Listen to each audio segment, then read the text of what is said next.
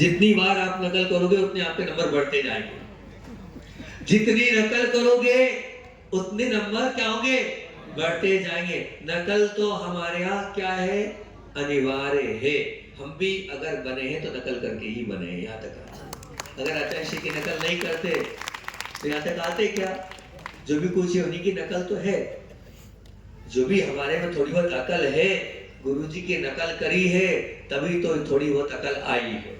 तो नकल की पूरी पूरी क्या है, छूट है। हमारे इस विद्यालय में आपको बिल्कुल पूरा पूरा बता रहे हैं कि आप बहुत अच्छे से नकल कर सकते हैं। और अब आप तो इतना तो जानते हैं कि कितने नंबर में पास होंगे आप। 100 में से कितने नंबर पास होते हो, बोलो ना। तो 33 नंबर में आप पास होगे, ठीक है। और मान लो भैया फर्स्ट डिवीजन आना चाहते हो तो कितने नंबर लाना पड़ेंगे, 60 पर लाओगे तो क्या आओगे, फर्स्ट डिवीजन आओगे। चलो ठीक है, मैं इसलिए आपको बता रहा हूँ कि आपको पता चल जाए कि आप फर्स्ट हो, पास हो। और फेल कितने में हो जाओगे, 33 के नीचे आए तो क्या हो जाओगे, फेल हो जाओगे। 33 के नीचे फेल, 33 के ऊपर पास, 60 के ऊपर फर्स्ट, और मान लो 75 से ऊपर आ गए तो डी डी डी बोलते हैं इसको, डिक्टेशन, विशेष योग्यता। आपको विशेष योग्यता मिल जाएगी। और मान लीजिए आपके 90 से ऊपर आ गए तो मैं मानूंगा कि आप मेरिट में आ रहे हैं। 90 से ऊपर आ रहे हैं तो मेरिट में आ रहे हैं। अब आपको देखना मैं मेरिट में हूँ, मैं डिक्टेशन वाला हूँ, कि मैं फर्स्ट डिवीजन वाला हूँ, कि मैं पास वाला हूँ, कि मैं फेल वाला हूँ, कौन सा हूँ।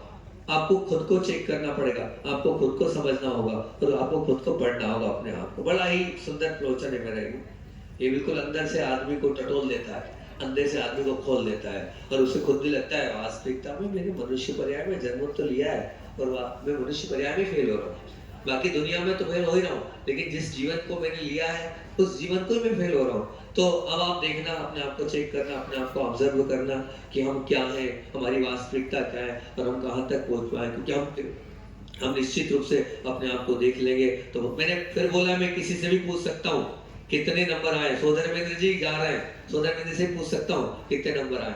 अच्छा, कुछ करने जा रहे हैं, ठीक है। किसी से भी पूछ सकता हूँ कि कितने नंबर आए, कहाँ तक आए। अब आप बहुत अच्छे से ये जो है उसको ध्यान से सुनना, और कोई गलती हो गई हो तो नंबर कम आ रहे हो तो चिंता नहीं करना। मैंने क्या कहा, आप तो गुरु की शरण में जाकर अपनी सब गलतियों को स्वीकार करना, प्रायश्चित लेना, और जो गलती हो गई उसको स्वीकार कर लेना, और बोलना अब आगे से मैं नहीं करूंगा, और आगे से मैं फर्स्ट डिवीजन मेरिट लिस्ट में या पास होने का प्रयास करूंगा। हाँ, तो वो पेपर आप चाहे तो लिख भी सकते हैं, पेन हो तो पेन से लिख सकते हैं, नहीं तो रिकॉर्डिंग कर लें भैया मोबाइल पर, क्योंकि एकदम फास्ट बोलूंगा और नहीं हो पाया तो आप रिकॉर्डिंग कर लें कि कौन कौन सा पेपर है और कौन कौन से नंबर में कितना देना है। क्योंकि अभी एकदम आप सोच नहीं पाएंगे, तो आप सोच नहीं पाएंगे तो शायद आप काउंटिंग नहीं कर पाएंगे, तो काउंटिंग नहीं कर पाएंगे तो नहीं कर, तो सबसे अच्छा तरीका ये है कि आप उन 10 पेपरों के नंबर, किस पर कितने नंबर दिए, उसको आप पूरे के पूरे अच्छी तरीके से लिख लेना। ठीक, तो पहले तो 10 पेपर के नाम मैं आपको बता देता हूँ कि 10 पेपर कौन कौन से। उन 10 पेपर को खोल देता हूँ। सबसे पहला पेपर होगा, मैंने जो जन्म कल्याण गर्भ कल्याण के प्रथम में ही मैंने भूमिका के रूप में बताया था आपको कि पहला पेपर है हमारा कि धार्मिक स्तर पर हमारे कितने नंबर, कौन से स्तर पर। दूसरा पेपर है मार्मिक स्तर पर हमारे कितने नंबर है। सबको खोलूंगा, चिंता नहीं करना, एक एक को। ऐसा कठिन शब्द जरूर है, लेकिन क्या है वो मैंने संयोजना जो शब्दों की बनाई है कि हर एक शब्द के पीछे का को लाने के लिए पूरी वो संयोजना करिएगी ताकि वो बोलने में अच्छा रहे, है ना। बाकी सबके अर्थ खोल दूंगा। तो पहला पेपर है कि धार्मिक स्तर पर आपके कितने नंबर है, और दूसरा पेपर है कि मार्मिक स्तर पर आपके कितने नंबर है। तीसरा पेपर है कि तात्विक स्तर पर आपके कितने नंबर है, और चौथा पेपर है बौद्धिक स्तर पर आपके कितने नंबर है। पांचवा पेपर है मानसिक स्तर पर आपके कितने नंबर है। छठवां पेपर है कि सामाजिक स्तर पर आपके कितने नंबर है। सातवां पेपर है कि आत्मिक स्तर पर आपके कितने नंबर है। आठवां पेपर है स्वाभाविक स्तर पर आपके कितने नंबर है। नौवां पेपर है सात्विक स्तर पर आपके कितने नंबर है, और 10वां है वैनिक स्तर पर आपके कितने नंबर है। ये 10 पेपर आपके सामने खोल दिए। इन 10 पेपरों को बड़े मनोभाव से आपको सुनना है और नंबरिंग देना है। तो पहला पेपर कौन सा है, बोलो ना, धार्मिक स्तर का सबसे पहला पेपर है। और इस धार्मिक स्तर में अंकुर तुमसे पूछ सकता हूं मैं, क्यों, ध्यान रखना कितने नंबर आ रहे हैं, कोई से पूछ सकता हूँ, पत्रकार महोदय से पूछ सकता हूँ। कि धार्मिक स्तर पर कितने नंबर आ रहे हैं। तो पहला पेपर 10 नंबर का है और 10 बातें इसमें हैं, और उसमें आप चेक करना, टिक करते हैं ना मेरे कितने। अगर आप प्रभु के दर्शन करते हैं प्रतिदिन, चाहे कुछ भी हो जाए, हम प्रभु के बिना नहीं रह सकते हैं। हम भूखे तो रह सकते हैं, लेकिन प्रभु के बिना नहीं रह सकते हैं। हाँ, तो वो 1 नंबर का पेपर हो गया। आप अगर दर्शन करते हैं तो 1 नंबर अपने आप को दे लेना। वो माँ कह रही बिल्कुल मैं तो करती हूँ, बहुत अच्छी बात है। अब आप अगर मान लीजिए अभिषेक प्रतिदिन करते हैं तो 1 नंबर दे लेना। अब माताएं देख तो सकती है ना, कर नहीं सकती तो देख तो सकती है ना। देखना आपका है और करना पुरुष वर्ग का है। वो 1 नंबर दे दें अपने जीवन में, क्योंकि ध्यान रखना, भगवान के अभिषेक देखना और अभिषेक करना, इसका इतना महत्व है कि जो व्यक्तित्व अपने जीवन से भगवान के चरणों से जुड़ा हुआ है और भगवान के अभिषेक करता है, तो निश्चित मानना उसके जीवन में जितने अनर्थ हैं, भगवान की भक्ति से वो सब अनर्थ टल जाते हैं। तीसरा पेपर है कि तीसरा क्वेश्चन है कि आप अपने जीवन में सबसे उत्कृष्ट, अगर मैं मानता हूँ, जिसमें विशुद्धि भी बढ़ती है और जिसमें असाता कर्म भी दूर होता है, वो है शांति धारा। आप शांति धारा करते हैं, बहुत अच्छी बात है। आप सुनते हैं तो बहुत अच्छी बात है। 1 नंबर आप काउंट कर लेना।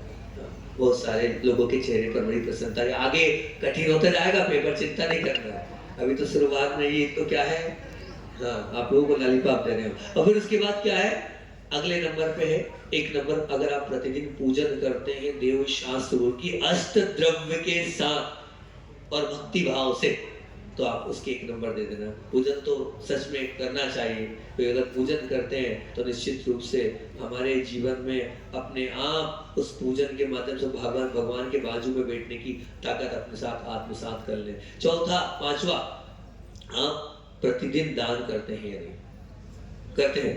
भले 1 रुपया करो, पर प्रतिदिन कुछ ना कुछ आपको दान करना ही है। अगर दान करते प्रतिदिन, वैसे लाखों की बोली लिएगी आपने, पर वो बोली का महत्व नहीं है, वो तो जो है सो है। लेकिन अगर प्रतिदिन आप कुछ ना कुछ दान करते हैं तो बहुत अच्छी बात है। कि हमारे यहाँ तो जब हम घर में थे तो स्पेशल हमें दिया जाता था, बेटा ये चावल ले जाओ और चावल के साथ ले जाओ, क्या करना है तुम्हें, ये डालना है, ताकि इससे संस्कार बढ़ जाए दान के। ये आपको भी हमेशा अपने बच्चों के अंदर संस्कार देना चाहिए कि बेटा ये 2 रुपए, ये 5 रुपए, 10 रुपए, जब भी जाओ खाली हाथ मंदिर से बाहर नहीं निकलो, कुछ ना कुछ दोगे, वहां दोगे तो हजारों गुना अपने आप मिलता चला जाएगा। तो 5वां है दान प्रतिदिन, लेकिन ध्यान रखना कभी कभी नहीं, पर डे। ये जितना भी चल रहा है सब पर डे वाला मामला चल रहा है। पर डे करते हो तो नंबर देना, पर डे नहीं करते हो तो नंबर नहीं देना है, ध्यान रखना। 6वां नंबर, आप कोई ना कोई पाठ आप करते हैं तो बहुत अच्छी बात है। कोई ना कोई पाठ से, मतलब जो आपको पाठ अच्छा लगता हो, जो भगवान की भक्ति अच्छी लगती है, पाठ से यहाँ पर भक्ति है, ध्यान रखना, जो भक्ति आपको बहुत अच्छी लगती है कि हाँ हमें ये भक्ति अच्छी लगती है भगवान की, चाहे वो दर्शन, वो देव दर्शनम पाठ आता ना, या प्रभुपति पावन भी अगर आप करते हो तो चलेगा, मुझे कोई दिक्कत नहीं, लेकिन पाठ होना चाहिए प्रभु की भक्ति में, अगर वो करते हो तो बहुत अच्छी बात है। और 7वां और बहुत महत्वपूर्ण प्रश्न, और मैंने कल भी कहा था, आज भी कह रहा हूँ कि निश्चित रूप से अपने जीवन को निर्मल और पवित्र और पावन बनाना है। तो ये बहुत जरूरी पेपर है। इस पेपर को आपको फॉलो अप करना ही चाहिए। या तो आप लोग नहीं कठिन कर पाए तो प्रतिदिन आलोचना पाठ करें। आलोचना पाठ करने से अपने लोचन खुल जाते हैं, अपनी आंखें खुल जाती है, अपने आंखों को हम, अपने जीवन को हम खुली आंख से देख पाते हैं। कैसे? आलोचना पाठ से। तो आलोचना पाठ करते हो, और जो लोग थोड़े बहुत ज्यादा धर्मात्मा है वो प्रतिक्रमण कर सकते हैं, है ना। तो दोनों जो ऑप्शन आपके सामने, चाहे आलोचना पाठ चाहे प्रतिक्रमण, जो भी आप करते हो तो वो देख लें 7वें नंबर पर। और 8वें नंबर पर अपने जीवन में, क्योंकि आपको धार्मिक बनाया है, तो धार्मिक बनाना है तो धार्मिक स्तर पर आप जब धार्मिक बनोगे तभी करोगे। तो 8वें नंबर पर क्या, अगर किसी आपने ऐसे गरीब को कभी शिक्षण दिया हो या शिक्षण नहीं भी दिया हो, तो किसी की हेल्प करके कहा हो कि भैया तू गरीब है, ये पुस्तकें ले ले, तू गरीब है, तुम्हारी फीस भर देता हूँ। जो पढ़ाई के क्षेत्र में अगर आपने किसी की मदद की है तो 1 नंबर दे लेना। महाराज जी अभी तो हम इस लायक ही नहीं बने, भाव रखना कि नहीं, मैं जब सक्षम हो जाऊंगा तो कभी ना कहीं कोई ऐसा व्यक्तित्व होगा, कोई ऐसा हो, उसको पढ़ाने में मैं पूरी तरीके से तैयार रहूंगा। तो शिक्षण कराया हो उसमें अगर आप 1 नंबर देना। बहुत सारे लोग ऐसे हैं हमारे पास,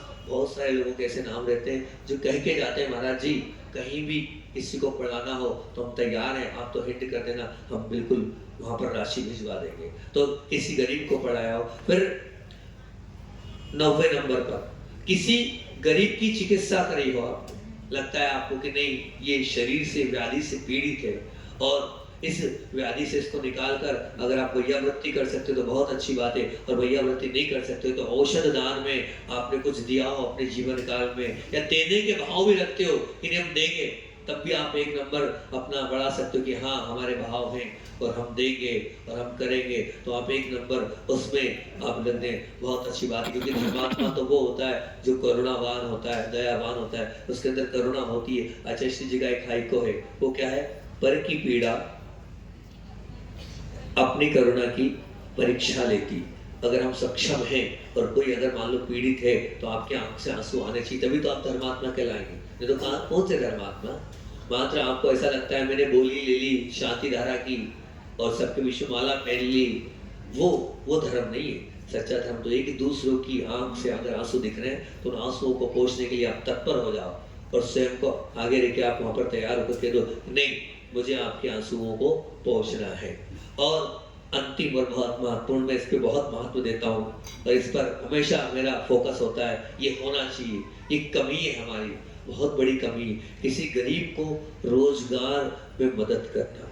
अगर हमारे परिवार में, हमारे समाज में, हमारे बीच में कोई व्यक्ति अगर मान लीजिए सक्षम नहीं है तो हम प्रयास करें किसी भी तरह से सक्षम करने का, किसी भी तरह से उसके साथ देने का। एक बार इंदौर मार्केट में सिंधियों का मानना पड़ेगा कितना बड़ा मामला था कि सिंधियों में एक भाई की पूरी दुकान जल गई, पूरा स्वाह हो गया, सब कुछ समाप्त हो गया। तब सिंधियों की बैठक हुई और सिंधियों ने क्या कहा? सिंधियों ने कहा माचिस अपन कोई नहीं बेचेंगे। क्या बोला? माचिस अपन एक भी व्यक्ति माचिस नहीं बेचेगा। बोले क्या? माचिस सिर्फ एक यही व्यक्ति बेचेगा, एक चीज का त्याग कर दो। बोले यही व्यक्ति बेचेगा, कुछ नहीं बचा इसके पास। और सब लोगों ने अपने हिसाब से उसको जो भी है हेल्प करके उसको माचिस का काम कराया और माचिस का काम कराया, कुछ समय में वो लखपति और करोड़पति बन गया। ये उनके अंदर है, सधर्मी बना है, वात्सल्य उनके अंदर कि हमारा भाई की स्थिति परिस्थिति ऐसी हो गई है तो हम मदद के लिए तैयार हो, हाथ पकड़े और कहें कि मैं तुम्हारे साथ हूँ। मैं तो इतना ही बोलता हूँ, आप यूं तो शिखर जी की बहुत यात्रा आपने करी होगी, लेकिन किसी सधर्मी की आप आधार बन जाना, किसी सधर्मी की आजीविका बन जाना, किसी सधर्मी को आश्वासन दे देना, किसी सधर्मी की आबरू बचा लेना, किसी सधर्मी को आराधना से जोड़ देना, ये सच्चा धर्म है। समझना इस बात को। आधार बन जाना का तात्पर्य यही है कि निश्चित रूप से कि आधार का तात्पर्य क्या है कि हम तुम्हें पढ़ा दें, हम तुम्हारी चिकित्सा करा दें। हाँ, ये आधार बनना हो गया, क्योंकि आज आप आधार बन जाओगे तो कल वो पैर पे खड़ा होगा तो आपको जीवन पर्यंत याद रखेगा आपके माध्यम से मैं यहाँ तक आया हूँ। और आजीविका बन जाने का तात्पर्य यही है कि वो रोजगार में आप मदद दे देना कि भैया 1 लाख 2 लाख 5 लाख लगते हैं, हम तैयार हैं और हम तुम्हें देते हैं। एक सज्जन इतने महान थे कि अपनी दुकान, खुद की दुकान, और उसमें जो नौकर था, शादी हो गई, विवाह हो गई, जिम्मेदारी हो गई, तो उन्होंने कहा एक काम कर भाई, मेरी दुकान तो अच्छी चलती है, ठीक है ना, अब तू सब कुछ हो गया, तूने बहुत सेवा करी, ये ले पैसे भी दे रहा हूँ और दुकान भी दे रहा हूँ, तो तेरी खुद की दुकान डाल। मैंने कहा यार ऐसा व्यक्ति तो पहली बार देखा मैंने, हालांकि दिल्ली की बात है ये, मैंने ऐसा व्यक्ति तो पहली बार देखा मैंने कि अपनी दुकान का नौकर और अपनी दुकान का नौकर को वो क्या कर रहा है, खुद के पैसे से और दुकान दिला रहा है। तेरी बहुत बड़ा परिवार हो गया, तेरी शादी हो गई, तू बचपन से हमारे काम कर रहा था, बहुत अच्छी बात है। ये आजीविका देना, हालांकि बहुत बिरली बात है ये, शायद मेरे ख्याल से इस पंचम काल में 1-2 ही आत्माएं ऐसी होगी जो इतनी उत्कृष्ट होगी कि व्यापार कराएं, वो भी अपने नौकर को। अपने बेटे को तो सब कराते हैं, अपने परिवार वालों को तो सब कराते हैं, लेकिन अपने ही नौकर को व्यापार करा देना, ये तो बहुत महान लोगों की बात है। तो ऐसे आजीविका देना।